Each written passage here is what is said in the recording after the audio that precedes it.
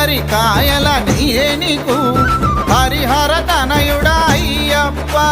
కొబ్బరికాయల నీయే నీకు హరిహర తనయుడా అయ్యప్ప